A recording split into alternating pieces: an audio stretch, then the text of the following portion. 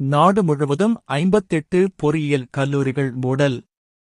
இந்தியாவில் நடப்பு 2025-26- இன் கல்வி ஆண்டில் மட்டும் நாடு முழுவதும் 58 பொறியியல் மற்றும் தொழில்நுட்பக் கல்லூரிகள் மூடப்பட்டுள்ளதாக அகில இந்திய தொழில்நுட்பக் கல்விக் குழுமம் AICTE தெரிவித்துள்ளது. மாணவர் சேர்க்கை குறைவு, உள்கட்டமைப்பு வசதி இன்மை உள்ளிட்ட பல்வேறு காரணங்களால் இந்த நடவடிக்கை எடுக்கப்பட்டுள்ளதாக கூறப்பட்டுள்ளது. உலக தமிழ் மாநாட்டை மீண்டும் நடத்த தமிழக அரசு திட்டம். தமிழக அரசின் சார்பில் 15 ஆண்டுகளுக்கு பிறகு உலக தமிழ் மாநாட்டை நடத்த திட்டமிடப்பட்டுள்ளது. இதுகுறித்து ஆலோசனை நடத்த அமைச்சர் ராஜ்மோகன் அமெரிக்காவுக்கு பயணம் மேற்கொண்டுள்ளார். மறைந்த முன்னாள் முதல்வர் கருணாநிதியின் தலைமையில் கடந்த 2010ஆம் ஆண்டு கோவையில் உலக தமிழ் செம்மொழி மாநாடு பிரம்மாண்டமாக நடத்தப்பட்டது. இந்நிலையில் 15 ஆண்டுகளுக்கு பிறகு உலக தமிழ் மாநாட்டை மீண்டும் நடத்த தமிழக அரசு தற்போது திட்டமிட்டுள்ளது. மக்கள் தேர்ந்தெடுத்து அரசை கவிழ்க்க ஆளுநர் அர்லேகர் முயற்சி, மாணிக்கம் தாகூர் குற்றச்சாட்டு.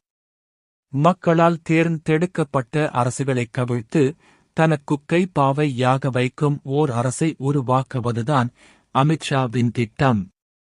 அதற்கான முதல் படியை ஆளுநர் அர்லேகர் செய்ய ஆரம்பித்திருக்கிறாரா என தமிழக காங்கிரஸ் தலைவர் மாணிக்கம் தாகூர் கேள்வி எழுப்பியுள்ளார். $986.35 கோடியில் ஈரோடு-கரூர் இடையே இரட்டை பாதை திட்டப் பணிகளை மேற்கொள்ள ரயில்வே வாரியம் ஒப்புதல் அளித்துள்ளது.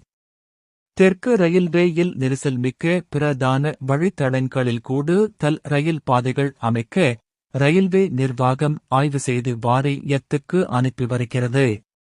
அந்த வகையில் தமிழகத்தில் ரயில் போக்குவரத்து தேவை அதிகரித்துள்ள ஈரோடு-கரூர் 66.67 கிலோமீட்டர் வழித்தடத்தில் இரட்டை பாதை அமைக்க விரிவான திட்ட அறிக்கை தயாரித்து அனுப்பியது.